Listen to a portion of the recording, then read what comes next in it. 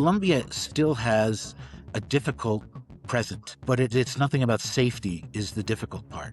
Mhm. The difficult part is that Pablo Escobar created a huge business, huge. And his business was to convert farmers from growing whatever crops they grow into the coca plant. And the coca plant is used in South America a lot. The indigenous and the locals will chew on the leaves because it's very good. It's a stimulant, but you need like 100 pounds of leaves to do anything as far as like the drug.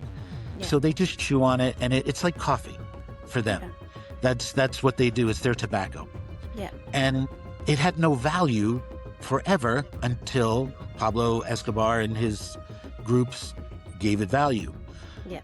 And so that is still a problem. Welcome to the Truly Expat Travel Podcast. I'm your host, Paula, and this is Season 2. On Season 1, I talked to expats about their favourite holiday destination. On Season 2, I'll be doing things very differently. I'll be chatting to expats about where they currently live, why they chose that destination, all those secret hidden gems that only locals know, like favourite restaurants, best neighbourhoods, things that tourists don't. Welcome to the Truly Expat Travel Podcast. I'm your host, Paula, and today my guest is Neil, and he has an amazing story and he has an amazing destination to talk about. So let's get started. Well, it's morning here. Morning, Neil. How are you? Good morning. Good morning. So let's hear a little bit about your story. How did you get to where you are right now? Oh, well, that's a complicated story, but I'll give you the 30,000 foot view. Okay. So I was trained by the US system to be a very good employee, and I was a good student, and I went all down all that path and the wife and the family and all that. And by 35, I realized this is exactly the wrong path. And how did I get stuck? Yeah. And I was in a bad situation because everything prior to that seemed right. And I don't know if anybody else has had this problem before, but it's like this realization that, oh my God, what have I've been doing my entire life? And so that was a bit of a struggle. I mean, I did go through some depression and all that kind of stuff. Yeah. Nothing like very serious or anything, Yeah. but sadness. Yeah. And I realized I needed to change. I didn't want to be an entrepreneur. I always wanted to be like this Fortune 500 executive guy. Yeah. And then after I was that for 15 years, I'm like, oh my God, this is not what I can do. And so I did the hard work of changing and became a whole different person to become an entrepreneur. I did that for a while and then realized, oh, I have all these other skills. I can now really grow the business. And I scaled it like 12x. I had 300 employees and Wow. all kinds of things. And then I went for school for engineering. So I have this very logical mind. Mm. And what I wanted to do is, with that mind, was to say, okay, how do I make this business? Because I read Robert Kiyosaki and all the others. How do I Yeah. make this, as I'm an investor in this business, that it doesn't rely on me and I don't have to do all the work?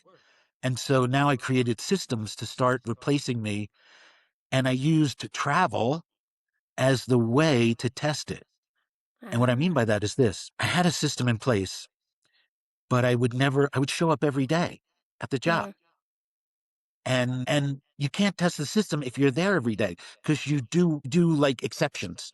You make exceptions to the rule, and you don't let the rules stick, and the exceptions kill the whole system. So I booked a trip to go backpacking in a group. My girlfriend at the time, who became my wife, to be in South America, to go through Chile, Bolivia, and Peru for 6 weeks on this adventure trip.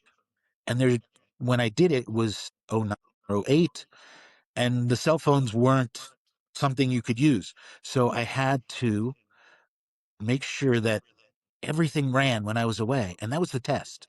And the test got longer and longer until in 2018, I decided to be a nomad. And then I gave up everything in the United States and just traveled until COVID. And then I had to settle back in, and I still travel a lot, but I stopped nomading. Okay. And so where are you today? Where are you now? Where do you live? And where are we talking about? Oh, so today I'm in Mexico City. I Yep. have an apartment. I have an apartment in Mexico City. If you know the area, it's called Condesa. Yep. There's a lot of expats, a lot of young people, a lot of digital nomads are here. Okay. Very, very, very international. Very Okay. international. And but we're going to talk about my other favorite place Yep. is Medellin, Colombia. I'm so excited. I'm so excited because it's a place. Colombia's always been on my bucket list, but I've always been scared to go. So you're going to break all those myths for me, and we're going to start talking about Colombia. And you're going to. So tell me, it has got a Yes, complicated past, right? yes, yes. We've all watched and we all know all about Pablo Escobar. So tell me, is it safe there? Does it still have that reputation? Has it changed? Yeah, I've got so many So questions. yeah, so Colombia still has a difficult present, but it's nothing about safety is the difficult part. Mm-hmm. The difficult part is that Pablo Escobar created a huge business, Mm, huge. And his business was to convert farmers from growing whatever crops they grow into the coca plant. And the mm, coca plant is used in South America a lot. The indigenous and the locals will chew on the leaves because it's very good. It's a stimulant, but you need like 100 pounds of leaves to do anything as far as like the drug. yeah. So they just chew on it, and it's like coffee for them. Okay. That's what they do. It's their tobacco, Yeah. and it had no value forever until Pablo Escobar and his groups gave it value, Yeah. and so that is still a problem Mm-hmm. because the farmers were making very good money and now they don't. Mm, And the US government is on them all the time yeah. to, cut down on the drugs and all this stuff. But it's the farmers who are like, probably the same thing happens in Afghanistan. They farm poppies. And Yeah. it's the same thing when you think about just a farmer, not the whole global problem. Yeah. So from a local perspective, the farmers have a problem. Yeah. Now, all of what's even more funny is as soon as they killed Pablo Escobar, Yeah. the drug trade moved from Colombia to Mexico because Yeah. Mexico was bringing it into the United States. You can watch it on Netflix, all those narco shows and stuff like that. Yeah. It's really interesting how it happens. I won't go into that. But Yeah. all of the drug trade in Colombia is actually now in Mexico, and I'm in Mexico, and I don't see the drug trade here either. Yeah. Um, there's drugs everywhere in the world, Mm, but the safety wise, I yeah. want to give you two things. So Yeah. men and women being alone feel different levels of safety Yeah. in different countries. So I can only speak from a man's perspective. Yeah. Okay. And you and I, Paul, have talked about many countries and things like that. I've been to about 70. Some of them are on the most dangerous list and all that Oh stuff. wow. And I've never in my entire travels felt unsafe, except when I was somewhere where I wasn't supposed to be. Yeah. I was downtown in Medellin, actually. I was downtown in Medellin. I was walking from our apartment to downtown with my son. Yep. Lovely little walk. And I'm like, let's not go back the same way. Let's walk home a different way. So I went 2 blocks over and we're going to walk up a different street. 50 meters in, and I was like, we don't belong here. I said, we're Mm, going to go walk back the same way. But that was a neighborhood problem. And every city has a neighborhood problem. yeah. Yeah. So if we're talking to travelers, not tourists here, if you're a Mm, traveler, you leave your jewelry at home, right? yeah. You Yeah. know, you don't bring the $10,000 purse. Yeah. You don't have the $20,000 tennis bracelet. Yeah. These people, some of them only earn a couple of $1,000s a year. Mm, So if you have 5 years of income on your body mm, and you're alone, yeah. you're a target. You're a Mm, target for honest people, actually. yeah. Because the honest people will look at you and they've never stolen anything in their life, but they'll say, oh my God, I can have 5 years of income if Mm, I just take this stuff. yeah. That's the thing that goes through their heads. So Yeah. don't give them the chance, number one, Yeah. and you will have no problem at all. Now, let me give you the Yeah. numbers just Yeah. quickly. Yeah. All right. So here's the numbers. Do you fear falling or an accident or dying in your current situation this year? What is the level of fear that you have for that? If you would say it's intense, then that's a big deal. If you'd say, Mm, no, I don't have any fear that I'm going to fall in the shower and die, that I'm going to yeah. get in a car accident and die, that I'm whatever. If you have no fear, okay, let me put it into perspective now. 55 people out of 1,000 die in an accident each year, everywhere. Mm, mm, Okay. If you're going to die in another country, look up their murder rate. mhm, In Denver, Colorado, the murder rate is around 13 or 14. So it's about 1 out of 4, like 4 times the people die in an accident that die in a homicide. mm, Okay. That's in Denver. mm. Guess who has the same murder rate as Denver? Where you are now. Medellin. Yeah. Oh, sorry. Yeah. Colombia. Medellin. Yeah. Medellin, Colombia has the same murder rate as Denver. Are you Yeah. afraid to go to Denver? If you're not afraid to go to Denver, don't be afraid to go to Medellin. Mm, If you're and so Mexico City also has the same murder rate as Denver mm. and Medellin. You should really be afraid of going in the shower, though. Honestly, I want you to be afraid. Seriously, be afraid. You're 4 times more likely to die in the shower than Oh, you are in yeah. Medellin. It's very interesting, right? I think that as a solo traveler, I just take precautions, right? I don't really go out at night if it's not a lit up place, and I just make sure that I haven't got my headphones on when I'm traveling on my own in public transport. There's a whole heap of things that if you take, Yes. it's just being street smart, right? Yes, yes, it's really simple.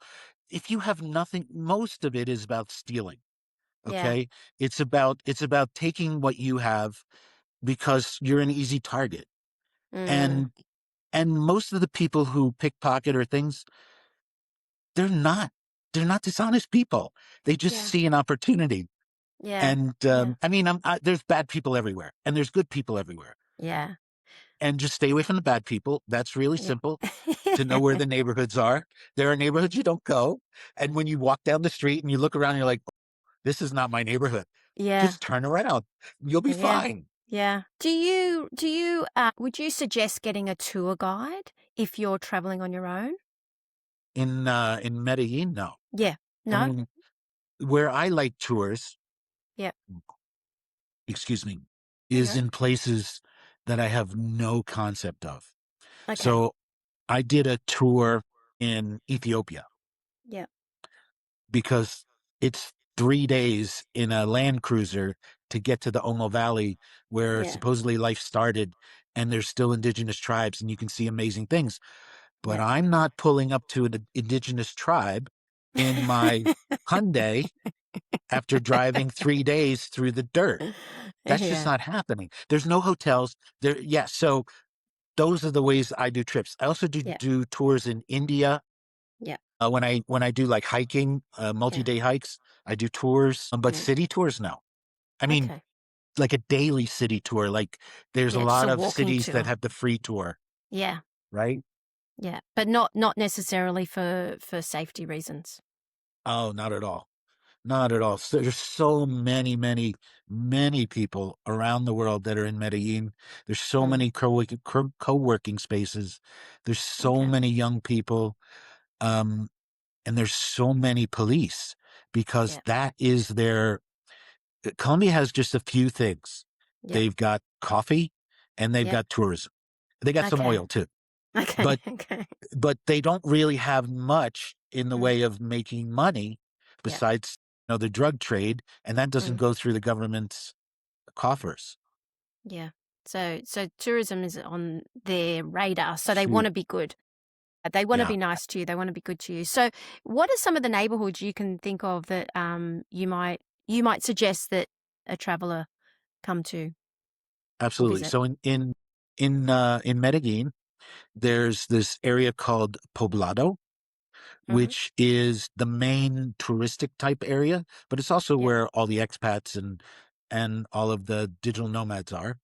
Mhm. And if you have a chance to look up photos of Medellin, to give you an Mhm. idea, it's sort of like a bowl. It's like this big bowl, and Yeah. and the center is where the local airport is, and then there's mountains all around it, and Yeah. there's high rises that go all the way up the mountain.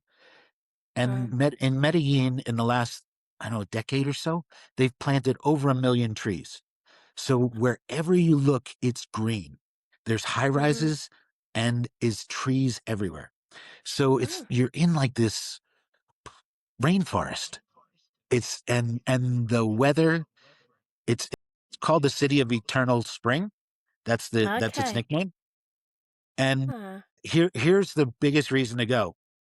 Yeah. And I don't know why this is. They have no mosquitoes ever, Oh, I'm there. I'm there. ever, ever. That's so I mean, no good. mosquitoes. I was Yeah. like, there's rain all the time. We're in the jungle. Why are there no mosquitoes? There's no Yeah. mosquitoes. Yeah.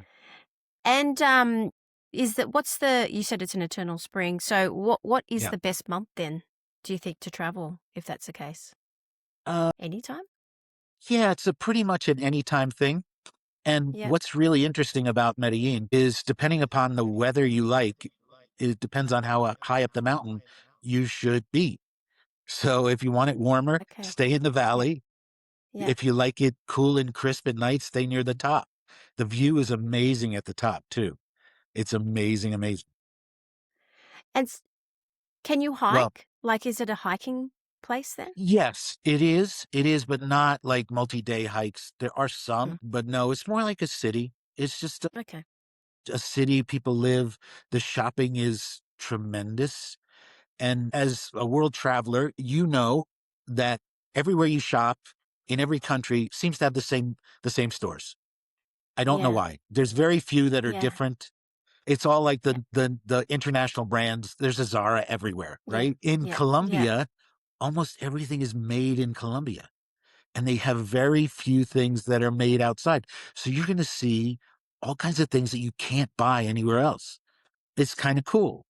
The malls I the love malls are that. fantastic. I mean, there's hundreds of Yeah. stores inside. They're giant. The gyms are fantastic. The food is great. Colombian food in general is marginal, but it's very international. Yeah. So what kind of I don't think I've ever had Colombian food. It's funny that you say yesterday in Singapore I walked past a restaurant that was a Colombian restaurant and I was like, actually, I don't know what kind of food that is. So what are the type of foods that you would try and what is your favorite? Yeah, so they have this thing called chicharron, Okay. which is pork. It's just like they cut this piece off the skin, and underneath it's sort of like pork belly. It's sort of Mm. like pork belly. I don't know if you know pork belly. Yep. Yep. Yeah, so but they deep I don't usually do fried foods, but they Yep. deep fry this food and it's unbelievable. And there's a lot of places that have chicharron in Central and South America, but Hmm. Colombia does it the best. They also have a bunch of other fish dishes and things like that, but it's really not a foodie place. Okay. It's not a foodie place. The international food scene is very good. The typical things are it's a poor country, so the typical things are pretty marginal and a lot of Hmm. them are fried, Hmm. but the food scene is very good in Medellin. It's good to know. And is it a tipping culture then? Sort of. Okay. Sort of. So they will ask you, do you want to include a tip on Hmm. your check? Hmm. And they will only add 10%. So Oh. it's either 0 or 10%. There's no middle ground. Oh If wow. you use a credit card, Yeah. if you want to tip them more, that's great. They don't expect a tip, but That's I always do the 10%. yeah. And I guess it's an affordable city to visit. I was just checking that before we got on air. And Yeah. and the first thing I did was I was like, okay, let me check New York City versus this. Yeah. And to have the same life in New York City that you would have in Medellin, Yeah. it would cost you $12,000 a month in New York City, Yeah. and it would cost you 3,600, and this is US. Wow. 3,600 in Medellin. So it's That's 30%, 70% less than New York City. Now you Okay. can take your city down from New York from there, Yeah. right? Yeah. Unless you live maybe in Monaco. I don't know. Yeah. No, you Yeah. live in if you're in Singapore, it's kind of Yeah. expensive. Yeah. Yeah. Yeah. But yeah, I understand. Like, I mean, I think it's one of those places that is starting to become quite popular to come visit now. You know, people are trying to look at affordable vacations because the world's Yes. gone crazy. I mean, Yes. accommodation in the US at the moment that I found when I was there last month was crazy. Like, it was Yes. so expensive. It doesn't matter where I Yes. was, it was so expensive. But Yes. yeah, maybe I'm comparing it to Asia or Southeast Asia where, Oh, oh, yeah. a lot more Well, fun. what's really happening now, and I know it's a different turn than the conversation we're talking about, Yep. Yep. is currencies. Currencies have been all over the place. Um, Colombian currency versus the US dollar, its peak about 2 or 3 years ago was 5,000 to 1. Oh, And okay. and so everything was super cheap. Now Yeah. it's 3,200 to 1. So Okay. the US dollar has dropped like almost 30%, Wow. more than 30%. Yeah. Yeah, 40% versus the Colombian peso. So if you Wow. had all your US dollars Yeah. and a year and a half, 2 years ago, put them in Colombian pesos, Yeah. and now today you move them back to US dollars, You're without like lost. getting any interest, you'd have 40% more money. Yeah. And is it a place where you could use a card or do you have to have currency? Like, do you have to have cash? It's no, it's credit cards everywhere. Credit Okay. cards everywhere. Yeah, yeah, But yeah. should you Yeah, have some cash on you? yeah, I typically do Yeah. because one of the best things about Colombia, first Yeah. of all, is its affordability. But Mhm. second is if you looked at the people of Colombia, both Yeah. men and women, they tend to be beautiful, stunningly Mm. beautiful. Mm. Okay. Mm. So they have this mix of European, indigenous, African, and local. Yeah. And the beauty is amazing. So the whole country is into beauty. Ah. What that means is if you want your nails done, it's Yeah. super cheap. If you want Yeah. your hair done, it's super cheap. And they have all these treatments that if you've ever seen like a real Colombian woman's hair, it's all black. Most of them are all black, but Yeah. it shines brilliantly and every Yeah. hair is straight. They have unbelievable skills with that kind of stuff. They also have unbelievable skills with anything to do with cosmetic surgery or dentistry or things like that. And at Okay. a price that's probably 50% or less than what you would find in other countries. Yeah. Yeah. That's interesting. And so, I mean, I've lost my train of That's what you need thought. cash for. You need cash Okay. to pay the girls for the nails, and they come to your house. They'll come to your house and do the nails right there. I've got this great balcony in my apartment, Yeah. and and I get my nails done in the apartment, and I get a massage, and I think the whole thing is like $30 or $40, and Oh, you could do it wow. every day, every single day. Yeah, you've Yeah. sold me. You've sold me because it's so expensive here in Singapore, like so expensive. And to get from the airport to the city, is it Yes. two things? Is it far and is it better for public transport or do you need to get a car? Yeah. So, definitely get either a taxi or some kind of Uber type thing. Okay. Uber is kind of tricky at the airport because the police don't like that Yeah. they're picking up with Uber. That happens in a lot of countries, Mm. but it's doable. I order an Uber every single time. Yeah. Don't get the bus. It's Okay. not. It might save you a little bit. I want to say it's maybe 30 or 40 US to Yeah. get to the center city. Yeah, which is not And if much. you come at night, this is the best time to come Mm. because all the lights, you come out of this tunnel from the airport and you're on the top of the bowl Mm. and it's just lights everywhere. Ah. And it's the most beautiful scene. And so if you could ever come and the first thing you could see is out of your taxi, coming out of that tunnel into the city is one of the most beautiful scenes in the entire world.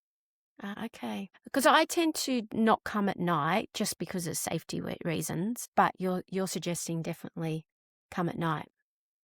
Well, you can always take a car up there and drive around Okay. because it's really fun to see. Yeah. But every time I go from Mexico City to Medellin, the times are really weird. Like a 5 a.m. flight or an Yeah. 11 p.m. flight. It's like strange kind of times. Bogota is much easier because that's the capital city. Yeah. Medellin's a little more complicated because it's not. Hmm. And there's plenty to do there. Like if you had a friend coming in and you were taking them around for say 3 days, is there plenty to do? What would you do? What besides shopping? What would you do? Yeah, yeah, yeah. Well, so art wise, there's an artist who passed recently, a couple years ago. His name is Butero. I don't know if Hmm. you know Butero. He makes those fat people. I don't know if you've ever seen his work. His work sells for tens of millions of dollars, Oh wow. kind of stuff. So he's the most famous artist. He was born in Medellin. They have a Hmm. big museum for him, Hmm. and that's worth seeing. There's Okay. another place called Comuna Trece, which Yeah. is Community 13. And that community was the most dangerous place in Medellin during the drug era. And the government made a deal with the locals to turn it into a tourist attraction. And now Oh. the locals, yes, it's amazing. It's amazing to see. And when you go there, you'll see why it was so difficult to take away from the narcos. Mm. It's like a fortress. It's Okay. impossible to get into. But they made escalators going up the hill. It's outside escalators. There's all these little shops and food and people dancing and singing and doing everything to try and get money from the tourists. It's Yep. beautiful. I mean, it's kind of tacky, but it's beautiful. Yeah.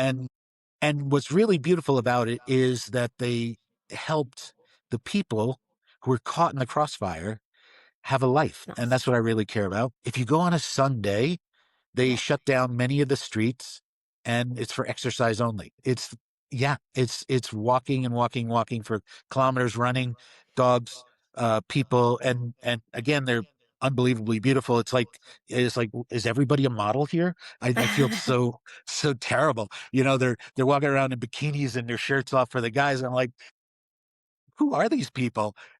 But it's fun to watch. Yeah, and it's a really nice walk. Okay. Um, let's see what else. There's places outside the city to go Yep. see, mountains, coffee, plantations, those kind of things. There's something that's a couple hours away that's a lake with a huge mountain rock next to it. Hmm. That's not my thing, but Yep. a lot of people go to that. Yep. 3 days, you'll just scratch the surface. Yeah.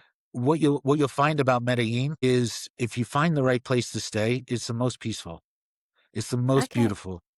It's the most relaxing. I sleep outside on the balcony. Oh wow. I do. I do. I don't sleep outside anywhere. I haven't done that since Yeah. I was a kid.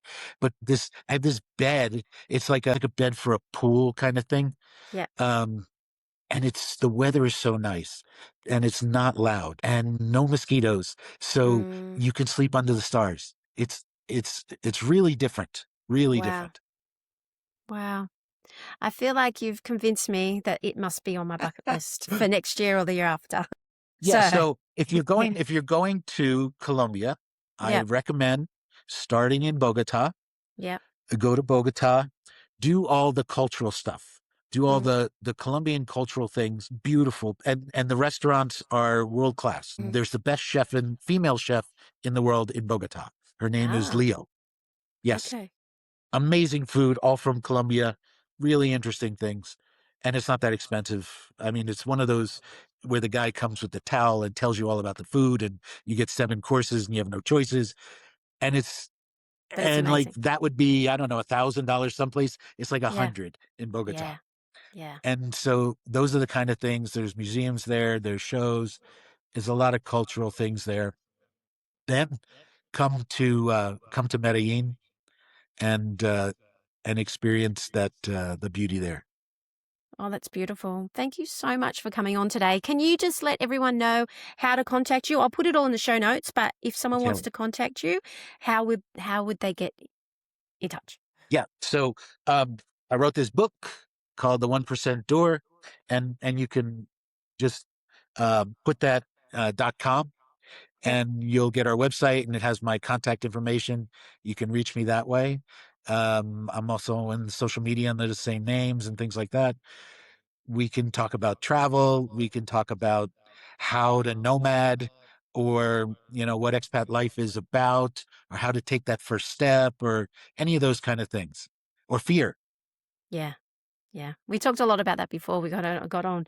But yeah, thank you so much for coming on, Neil. Oh, I know thank you, that Paula. I'm really excited to visit, and hopefully I can get you on again soon and talk Oh, about I'd maybe love to come on. Mexico. Whatever you want to talk Yeah, about. We can talk about definitely. Mexico. We Yeah. could talk about Ethiopia too. Yeah. You know what? You sparked my interest before when you talked about that. I was like, oh, okay. That's interesting. So Yes. yeah, we'll definitely have to get you back on. So again, thanks Yes. I'd again, love to. Neil, Thank for you. coming on. So thank you for listening or watching wherever you are to Truly Expat Travel Podcast. And until next week, safe travels. Bye. Bye. Thank you for joining me on the Truly Expat Travel Podcast. If you liked this episode and you found it valuable, then why don't you go ahead and like and subscribe so that you don't miss an episode moving forward. I've got some amazing guests and some fantastic destinations coming up. But if this is the episode and this is the destination that you really want to go to, then I suggest you head over to trulyexpattravel.com, where you'll find travel guides and deep dive into this sort of destination. If that's not what you want and you can't find an episode that is a destination you want to travel to, then head over and follow me on Facebook, Instagram, and TikTok, because I'm pretty sure you'll find something there. In the meantime, safe travels, and I'll see you next week.